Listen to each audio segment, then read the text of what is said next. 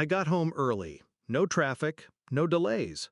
Just quiet steps up the driveway to what I thought was still my house. Then I opened the door to the smell of paint. Sharp, fresh, wrong. Upstairs, in my master bedroom, rollers moved across the walls. My brother's wife smiled at me like she owned the place.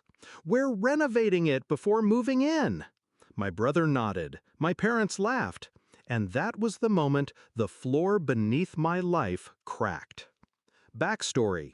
That house wasn't just walls and bricks. It was the last thing my grandparents left me.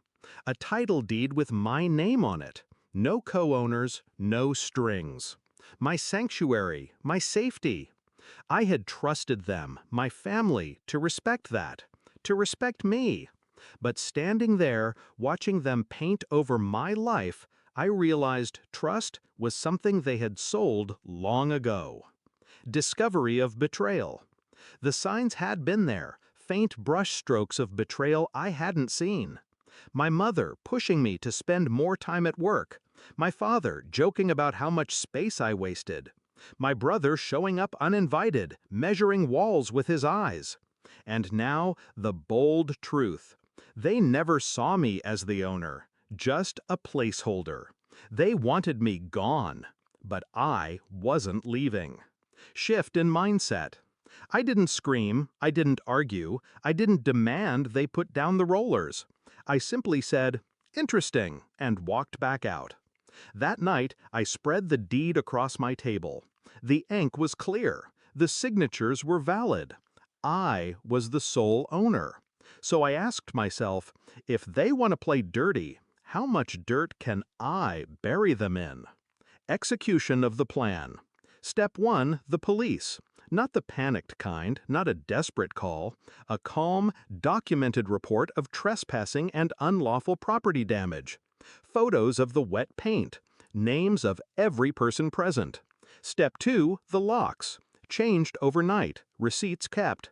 Anyone who tried to enter would trip the security system I installed the next morning. Step 3, the paper trail. My lawyer filed an injunction against unauthorized occupancy.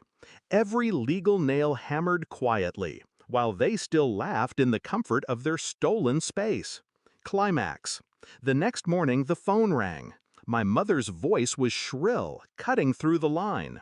"Why did the police come to us? Why did you tell them we were trespassing?" I let the silence drag, the way I always do before a clean strike. "Because you were," I said, my tone flat, final. She sputtered, "We're your family." "No," I corrected, "you're squatters, and squatters get removed." I could almost hear her choking on the weight of her own laughter from yesterday, the same laugh that filled my bedroom as they painted over my walls. Confrontation. When I drove back that evening, their cars were gone. The bedroom was empty, stripped of paint supplies. The walls still smelled of betrayal, but they were mine again. On the porch, my father waited, shoulders stiff. "This isn't right," he muttered. "You embarrassed us." I looked him in the eye, steady. "You embarrassed yourselves. I just showed the world what you are." For once, he had no reply. Resolution. They don't visit anymore. They don't laugh in my house. They don't measure my walls or dream of repainting my life. The title deed still sits on my desk, untouched, untouchable. And when people ask why I don't see my family much, I just smile. Because family doesn't drag rollers through your bedroom. Family doesn't laugh while they erase you. And family doesn't regret underestimating you until the police knock on their door. They thought I was weak, disposable. Now they know better. I don't shout, I don't beg. I document, I expose, and I win.